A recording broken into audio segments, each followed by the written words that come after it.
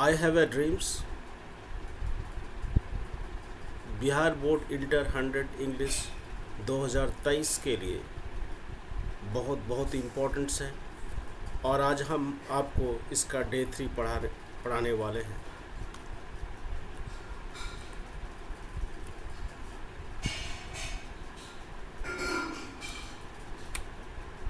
देखा जाए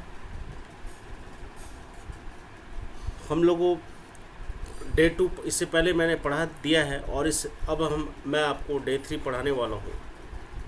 तो यहाँ पे देखिए, we have also come to this hallowed spot to remind America of the fierce urgency of now.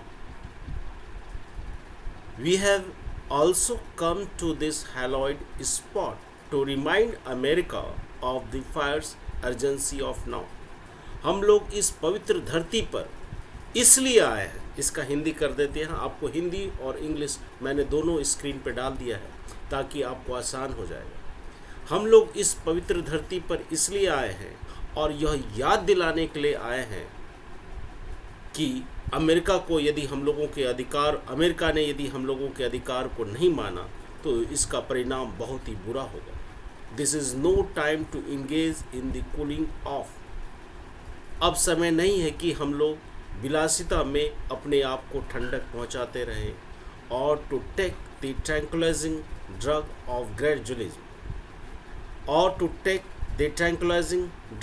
Of gradualism और मन को शांत करने वाली नींद की दवाइयाँ खाते रहें।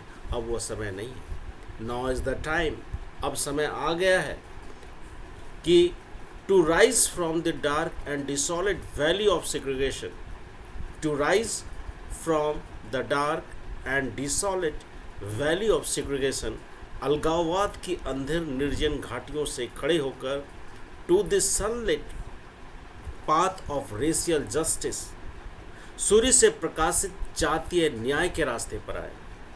अब समय आ गया है कि अलगाववाद की अंधेर निर्जन घाटियों से खड़े होकर सूर्य से प्रकाशित जातीय न्याय के रास्ते पर आए। Now is the time to lift our nation from the quicksand of racial injustice to the solid rock of brotherhood. Now is the time to lift our nation from the sands of racial injustice to the solid rock of brotherhood। अब समय आ गया है कि जातीय अन्याय की सूखी बालुओं से उठाकर, यानी जातीय अन्याय की सूखी बालुओं से उठाकर अपने राष्ट्र को भाईचारा की एक ठोस चट्टान के रूप में विराजमान करें। अब वो समय आ गया है, यानी कि जातीय अन्याय जो हो रहा है, गोरे और कालों के बीच में जो मतभेद हो रहा है, उनको जो उठाकर और एक ठोस चट्टान की तरह एक भाईचारे को हम लोग जो है विराजमान करें। अब हम लोग नेक्स्ट लाइन्स में देखते हैं। It would be fatal for the nation to overlook the urgency of the moment and to underestimate the determination of the Negro. यह राष्ट्र के लिए घातक हो जाएगा। क्या? It would be fatal for the nation, यह राष्ट्र के लिए घातक हो जाएगा। To overlook the urgency of the moment and to underestimate the determination of the Negro. यह राष्ट्र के लिए घातक हो जाएगा अगर इस पल की आवश्यकता को नज़रअंदाज किया जाता है और हफ्सियों की इच्छा शक्ति को कम आकलन करके रखा जाता है। यह राष्ट्र के लिए घातक सिद्ध होगा। The sweltering summer of Negroes' legitimate discontent will not pass.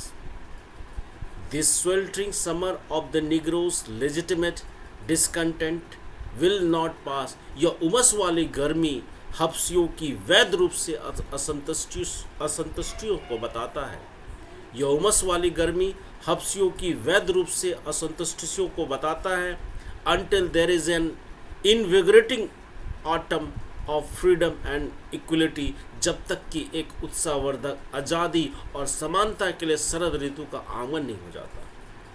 यह उमस वाली गर्मी हब्सियों की वैध रूप से, लेजिटिमेट रूप से असंतुष्टियों को बताता है, क्योंकि इससे यह बताता है कि इस चिलचिलाती धूप में हब्सी लोग जो है इस आंदोलन के लिए खड़े हुए हैं, सामने यह है, यह उसके असंतुष्ट का ही परिणाम है। And until there is an invigorating autumn of freedom and equality, जब तक कि एक उत्साहवर्धक आज़ादी और समानता के लिए शरद ऋतु का आगमन न हो जाता।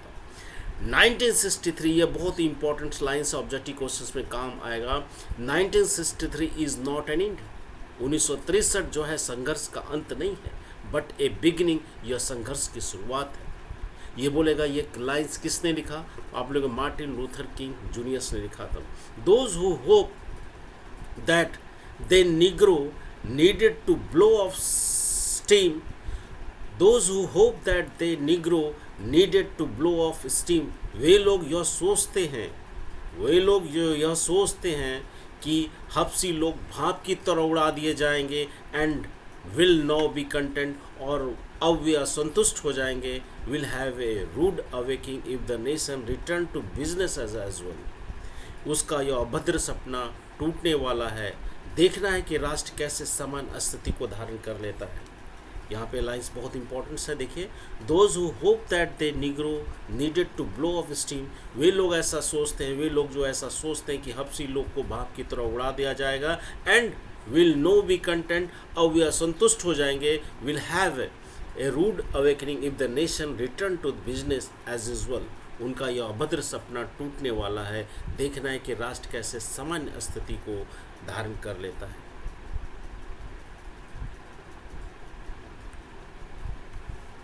Negro is granted his citizenship rights, हब्सियों को उनके नागरिक अधिकार से वंचित रखा गया है।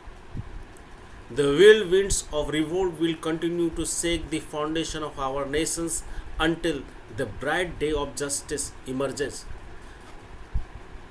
With the whirlwinds of revolt, whirlwinds मन होता चक्रपात, रिवोल्ट मन होता आंदोलन, यानी कि विद्रोह का जो चक्रपात है, यह जो चक्रपात है हमारे राष्ट्र की नींव को हिला देगा। The whirlwinds of revolts will continue to shake the foundation of our nations until the bright day of justice emerges.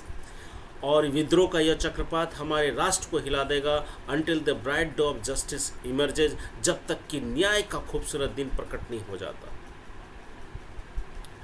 5वां पैराग्राफ में हम लोग देखते हैं, but there is something that I must say to my people who stand on the warm threshold. लेकिन कुछ ऐसा है जो मुझे अपने लोगों से कहना चाहिए। But there is something that I must say to my people who stand on the warm threshold. लेकिन कुछ ऐसा है जो मुझे अपने लोगों से कहना चाहिए जो गर्म दहलीज पर अभी भी खड़े हैं, which leads into the place of justice, जो हमें न्याय के महल में प्रवेश दिलाने वाले हैं। In the process of gaining our rightful place, एक बार रिपीट करें, in the process of gaining our rightful place, we must not be guilty of wrongful deeds. अपना सही स्थान पाने की प्रक्रिया में हम अपने गलत कामों को से अपने आप को दोषी नहीं ठहराना चाहिए।